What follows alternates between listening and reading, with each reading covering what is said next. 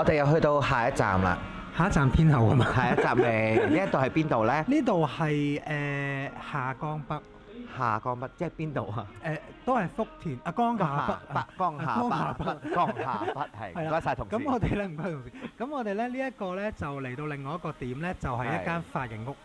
係啦，呢一度咧就叫做藤野造型，係啦，都幾日本 style 嘅 salon 啊。係佢唔係幾日本 style，佢係日本 style 嘅 salon 嘅一間 salon 嚟嘅。咁佢其實全國都有分店嘅。哇，犀利喎！全國都有分店嘅，因為我哋自己本身咧，我見過即係廣東省有幾個地方都已經係有嘅。咁同埋咧，佢咧就點解會介紹呢一個咧？其實佢好抵，係抵得嚟咧，有啲質素剪頭髮啊、染頭髮啊，係啦。因為我自己個頭咧，因為 keep 住大家見到我唔同色啊或者唔同型咧，即係我頭髮少唔好，呢個另一個問題啦嚇。咁但係即係染性啊嗰啲，全部都係佢哋做嘅。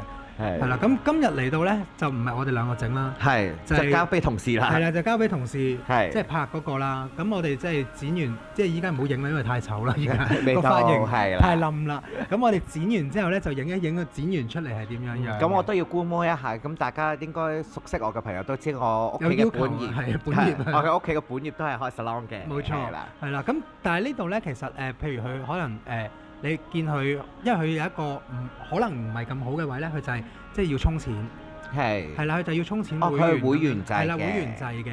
咁你譬如你可以充500啊、200啊 even， 因為如果佢普通剪頭髮嘅師傅咧，其實如果計咗會員 discount 嘅話咧，其實講緊係30幾蚊啫，係洗剪吹。哦。唔係單剪，唔係單剪，佢呢度冇單剪嘅。OK。係啦，咁如果你係要可能即係啲總監級啊、店長級嗰啲咧，就可能70零蚊左右。OK。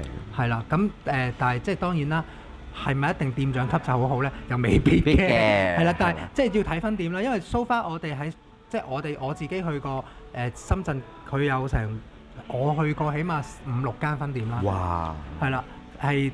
只係試過有一間個經驗就差啲嘅啫，係啦，咁其他嗰啲係普遍得非常之好啦，係好嘅，係好嘅。好啦，我哋依家就事不宜遲，我哋休息下，跟住同事要剪頭髮。係啦。